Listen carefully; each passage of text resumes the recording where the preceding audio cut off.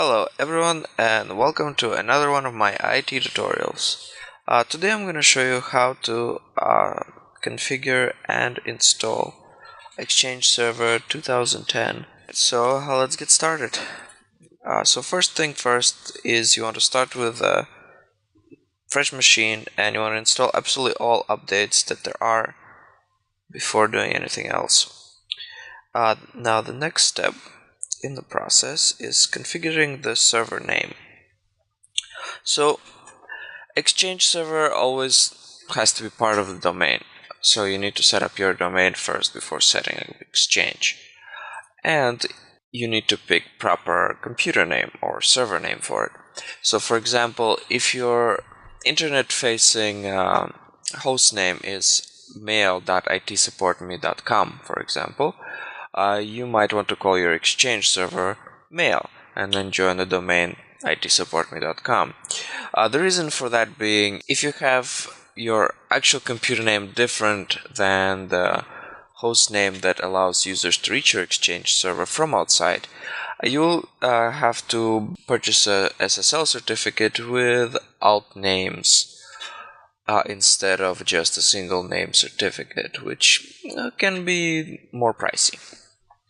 So in our case, let's just call the computer Exchange, and that's going to be our internet facing the host name from the internet will point to this computer, will also be Exchange, and our domain is, in this case, sandbox.itsupportme.com. And now let's join the domain.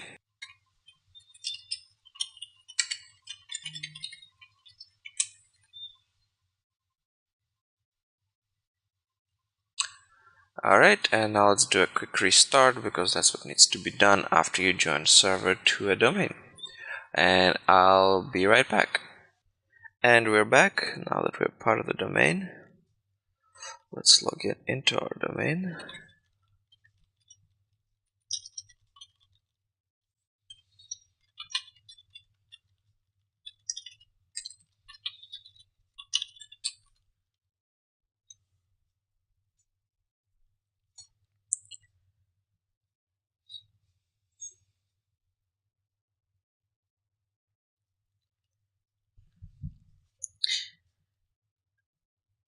Alright, now the final step before installing Exchange is setting up prerequisite roles and installing some required software from the internet.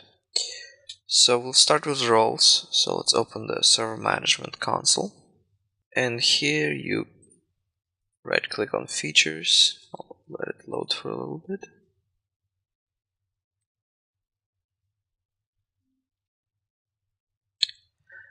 Notice guys, this is a virtual machine, so it might be a little slow.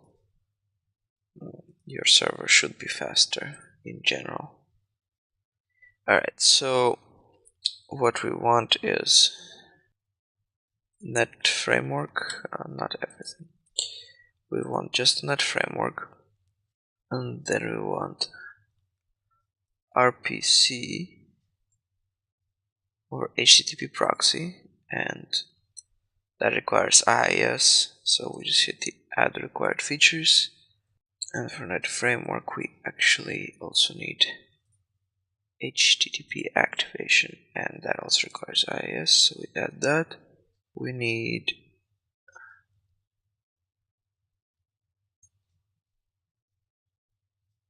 remote server administrative tools. So here is a choice that you'll have to make. If your Exchange server is going to be installed on the same computer as your Active Directory, which is really not a recommended setup, you should always have your Active Directory separate from Exchange server.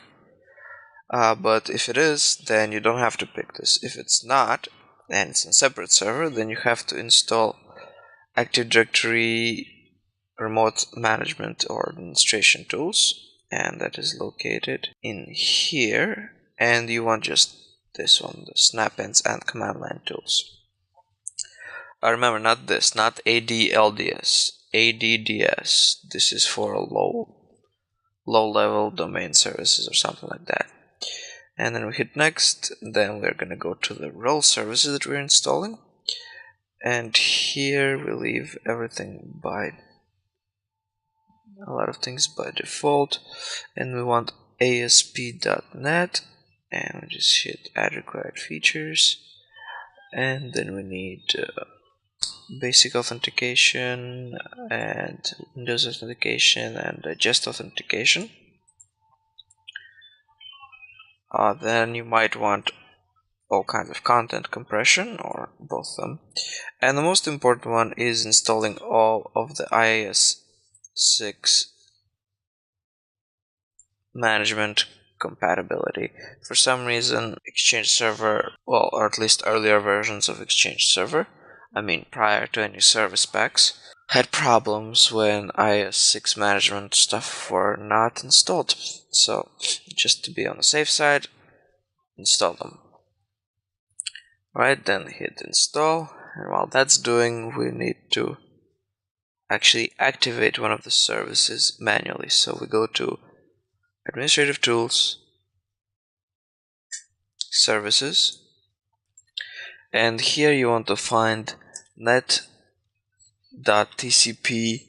Port Sharing, and it's disabled by default, so you want to go to Properties and set it to Automatic and hit OK here. Alright.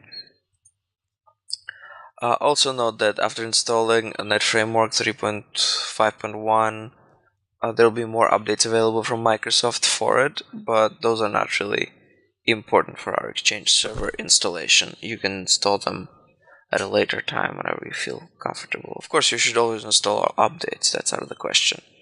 But the updates that are required are everything for Windows without any roles and features, so you want to install those before starting any of this. Alright, now another thing that we need is called Office System Converter Filter Pack, and what that helps us do, or what that helps Exchange do, is index the content of attachments like Word documents and Excel files, so that when a user searches for some kind of mail, Exchange is able to search within those files. Otherwise, without the filter pack, that would be impossible. And Adobe actually has its own filter pack that it developed for Exchange, so if you work extensively with PDF files containing text that might need to be searched through email, you might be interested in downloading and installing that as well. But the Office filter pack is required by Exchange, so we're just going to do that. And I'll put the link in the description for you to click, but here I'm just going to type it in. Download en details ASPX ID equals 17062.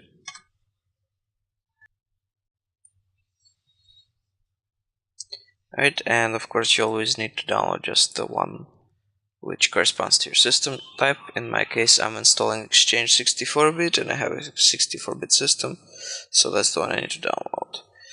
And of course I'm in a protected IE mode, so I can't download it. Alright guys, I'll get back to this as soon as I'm done installing the features and roles. Alright, just hold on for a sec, I'll be back when this is done. Alright guys, it's done installing, and actually it doesn't even require us to restart with all these features installed. So just hit close.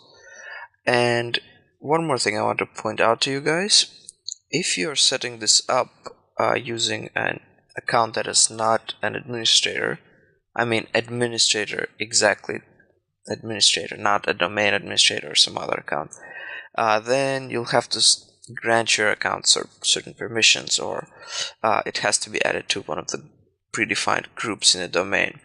And the group that I'm talking about is the enterprise admins and schema admins. So if I was, for example,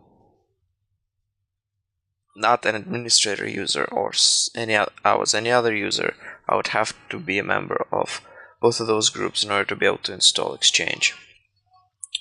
Just a heads up. In my case, I'm like I mentioned before, I'm an administrator, so I have absolute all rights. Alright, so let's just disable IE security mode, set it to off. Now we should be able to download all the stuff that we want. Okay, let's run IE again. And copy that link before, so let's paste it. And maximize. Now let's download again. Alright. And run. And we can close that. And we can actually close the server management console as well. So we just hit next here. And next here. And shouldn't take too long. So while it's installing, let's just open up computer. I have CD. Well, I have an ISO mounted to my virtual disk. So we'll just open that up and start the setup. It should have been mounted. Hold on. Alright, that completed, and now the ISO is mounted, so let's start the setup. And as you can see, we already installed that, so we just pick a language and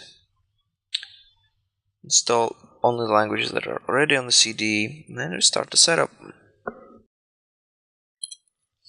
Alright guys, here we go, the setup has started. So we hit next, and of course, as always, there's a license agreement, and this is up to you. I like to enlist in all the error reporting and stuff. And you can just pick a typical installation. It has all the required stuff that we need. So organization name might be insignificant and doesn't really appear anywhere, but the important part about it is stored in the mail database. So what happens is, if your domain and your exchange absolutely crashes and the only thing you have is your file which contains all the mail, the only way you can actually recover it is if you set up a new exchange server and you have to give it the same exact organization name as the one that was stored in the mail database file. Otherwise you won't be able to mount that file to the new exchange server. Yeah, I had to find it out the hard way. So anyhow, we're just gonna call it Sandbox because it doesn't really matter. And hopefully you have enough backups not to have your exchange and domain completely crash unrecoverably, because if that happens you have much bigger problems than just recovering some emails. Alright, now this, if you have 2003 Outlooks running in your organization, or you want to provide the service to people on the internet and they might be running any Outlook, you either pick yes or no. We'll pick no. Internet facing. This is of course for the purposes of having people from outside of your organization, aka the internet, being able to access your exchange server. So since, as you remember, we give our exchange server name exchange, so we're just gonna make our internet facing host name the same. So it's gonna be exchange, and our domain was sandbox.it, supportme.com. And this way we only need one certificate without any alt names. So now it's ready to run pre-checks, and everything should pass if you followed all the steps so far. And sometimes it takes a while, so I'm just gonna be back when it's all done. Alright, here we are, and it is just a warning since we didn't have any exchange servers in our domain before. It says it's gonna prepare our Active Directory to run with Exchange server, and everything else passed. So we hit install, and once again we wait and wait and wait, and it takes forever. And well, once again I'll be back when it's done, and then we'll go into configurations. And we're back. As you may have noticed, it took quite a bit of time, and once again that's because it's a virtual machine, but nevertheless. Now hit finish. And one thing I did forget to mention is some weird thing that was happening with memory configuration. In one of my Exchange servers, I installed it on a 4 gigabit machine for RAM, 4 gigabit of RAM. And what happened later is, after I increased the RAM, Exchange stopped working completely. Services just wouldn't start, and I have no idea why. So as soon as I changed the memory back to 4, it worked just fine. So maybe didn't do any additional research. Maybe Microsoft fixed that in the service packs, or maybe it was related to the fact that it was a virtual machine.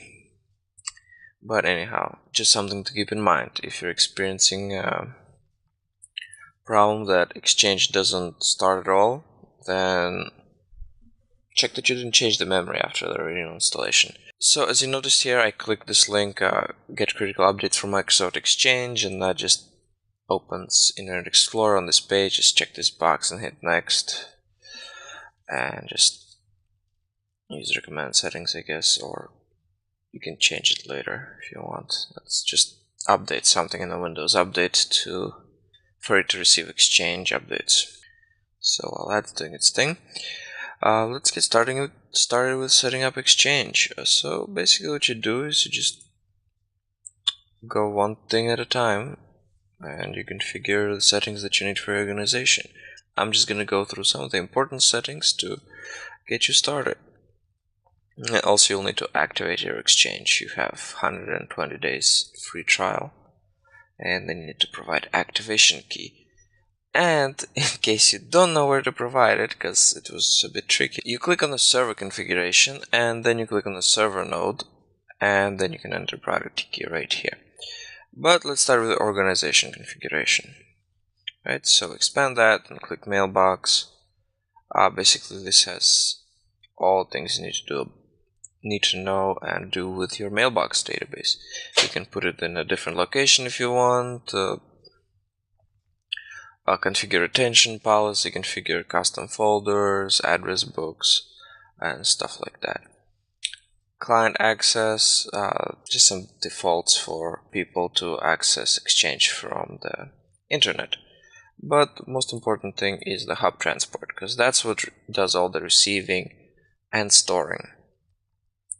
So remote domains, this defines which domains your Exchange will send emails to.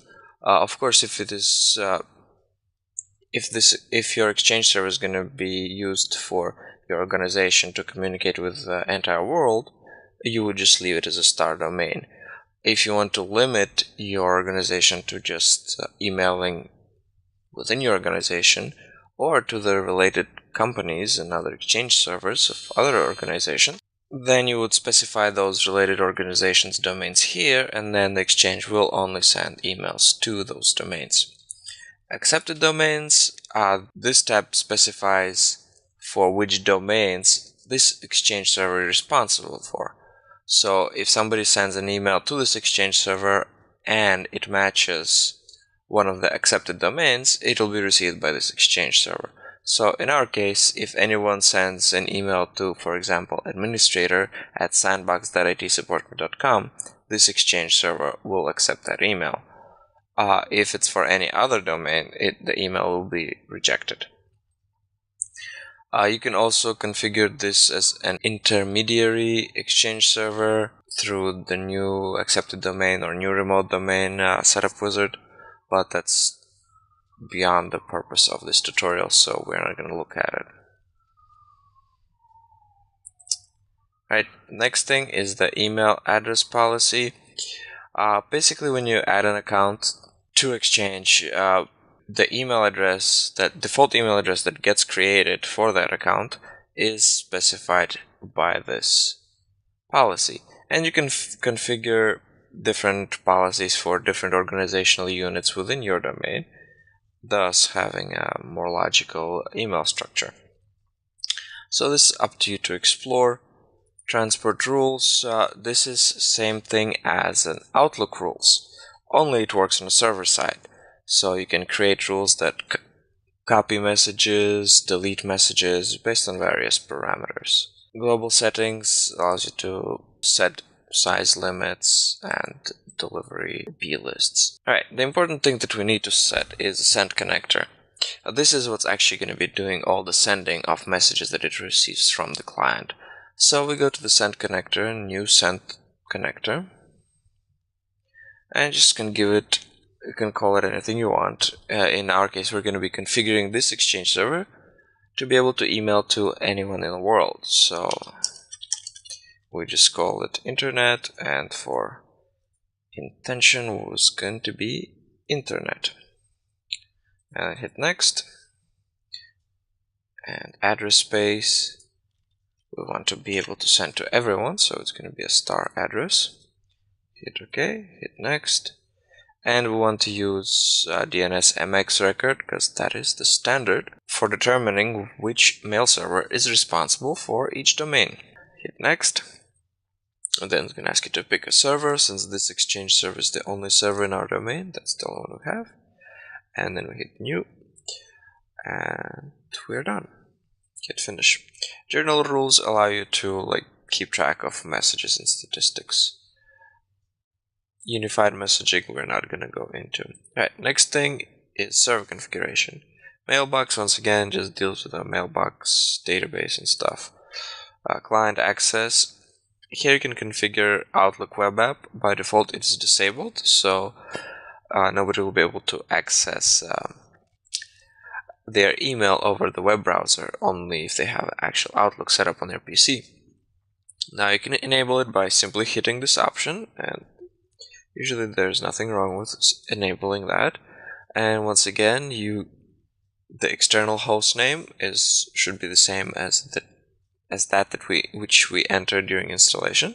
So it was exchange.sandbox.it supportme.com. And we'll just leave basic authentication and hit enable. Alright, finish. Now, Exchange control panel, that's also accessed once you have Outlook Anywhere enabled. And it's just, I never really went into configuration of this because, well, there's really nothing to configure. Nothing useful that I saw, at least. Alright, so Exchange Active Sync, that's for cell phones. Offline address book, once again, this is all for clients accessing their mailboxes through a web browser. POP3 and IMAP, this allows you to enable POP3 or IMAP features of your Exchange. But notice, if you configure it here, it doesn't actually enable the service. And if you're using Exchange, most probably you don't want to use POP3 because that contradicts the whole Exchange system. Unless if your organization has people who can't use Exchange and need to use POP3 or IMAP. So anyhow, if you do need to enable these, you need to go to Services, and you have to find the corresponding service for each of these features, and you have to set it to automatic. So if we scroll down in the service list after it loads, just expand that and just click on the service and hit MI, and here we go, you can see POP3 and IMAP, and by default they are set to manual, so you'd have to set them to automatic, or I would suggest even automatic delayed start, because, well, you should always let the other primary Exchange services to start first before POP and IMAP goes online, because they won't work if the other services didn't start yet anyway. So that's that. Then Hub Transport. This is where you configure receiving, and by default, all mail goes through port 25, so if somebody from the internet or another Exchange server tries to send you an email, or your server an email, it'll go through here. And in order to accept email from any other server that is not part of your domain, which is most probably that you want to do if your organization is communicating with anyone in the world, you need to enable this option, anonymous users, and you hit apply. Otherwise, any other mail server, when sending you a message, will get a rejection of authentication required. The only reason when you would not have this box checked is if you have several organizations in your forest maybe, or you have an organizational trust, and then you can configure your and other organizations' servers to authenticate in one way or another. And here just leave ports as default. Now the other client exchange, this I think would mostly be used if a person is accessing your service via non-exchange system like POP or IMAP, and if they need to send mail, most probably their ISP is going to block port 25 from being an outgoing port. So in this case, you can provide those users with this port, which is 587. In this case, you can set it to any other port which is not blocked by ISP. Right, so and this should not have the anonymous user authentication because these are actually going to be your users, so there's no point of doing anonymous authentication here. So that you can leave as default as well. And that's all the configurations that are here. Once again, unified messaging we're not going to look at. And the last tab is the recipient configuration. This is where you actually configure all the email accounts. And by default, the user who installed Exchange has the account already here, which is administrator, me. And if we double click, we can see pretty much all account information. And if we click on email addresses, that's the default email address that was created for me. So it's administrator@sandbox.itsupportme.com, and that was based on that default email policy that we saw before. So if you have many users in your domain already, what you do is you hit new mailbox, because you have to create mailboxes for them, and you hit next, and then you click existing users, hit add, and then you can just select all the users that are listed here. If you need to add all of them, hit OK, and thus create mailboxes for all of those users. If you need to add a new user, there's two ways that you can do it, either through this interface, or you can add them to your domain first, set them up, and then use the existing user once again to link it to Exchange. Alright, we're going to cancel that. That's it for setting up the Exchange Management Console. But now we need to look at some of the other things like port forwarding. So your Exchange needs to receive traffic from outside on ports 25, port 80, and port 443, because those are the three ports that it works on. So if your Exchange is not internet facing and you have a gateway in between, you would have to configure a gateway to forward port 25, 80, and 443 to your Exchange server. Notice that also prevents you from running a website behind the same IP address, because websites also use port 80 and port 443, so that means you need a static IP address dedicated just to your Exchange server. That's first.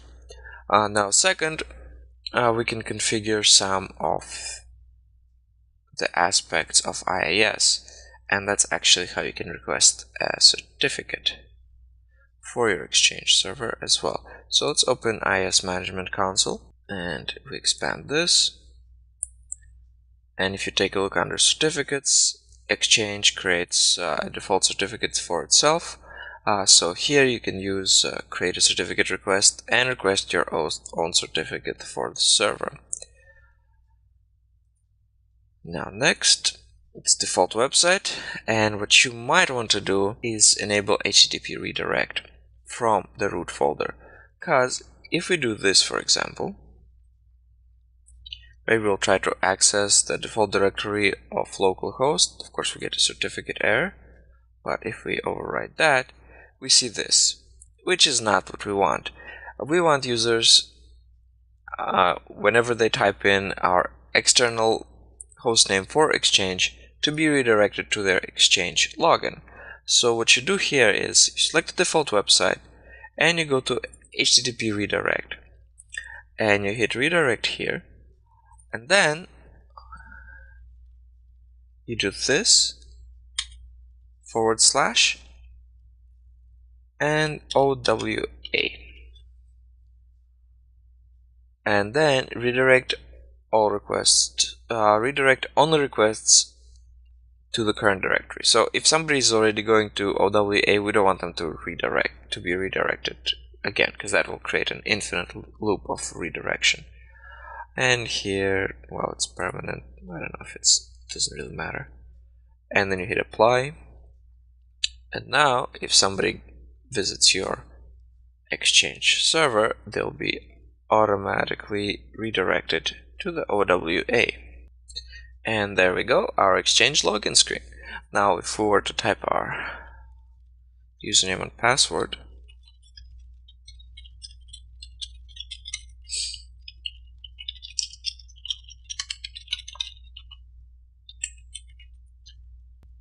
this brings us to our inbox.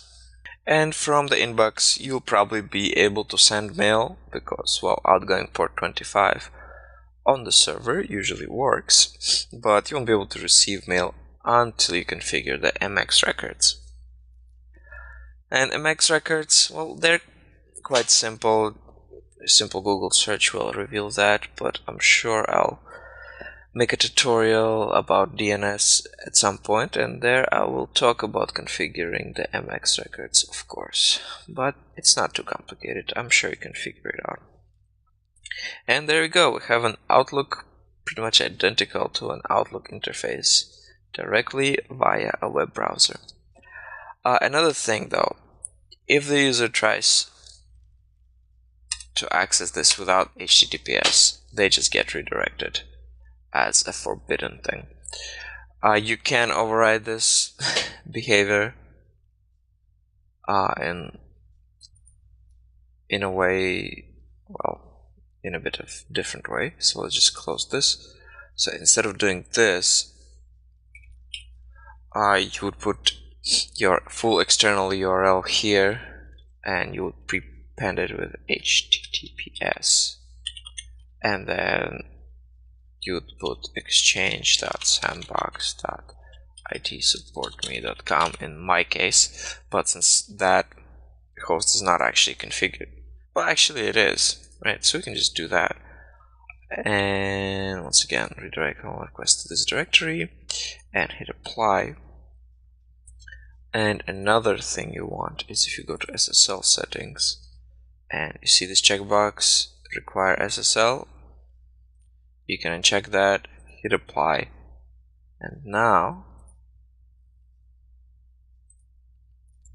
when the users try to visit the website without putting HTTPS in the front, they will still be properly redirected to the HTTPS site and presented with a login screen. And there we go, guys. Redirected to a proper location. Right, I think that about covers it. I mean, this is the very basic setup. There's a lot of things that you will learn about Exchange as you work with it and explore additional options. Feel free to ask questions. I'm sure there's going to be a lot of them, or at least there should be a lot of them, because it's a very impressive piece of software, the whole mailing servers and the way it's configured. So feel free to post your comments. I'll try to answer them in a timely fashion. I apologize in advance if I don't. But once again, thanks for watching. Likes are always appreciated, and your subscriptions as well.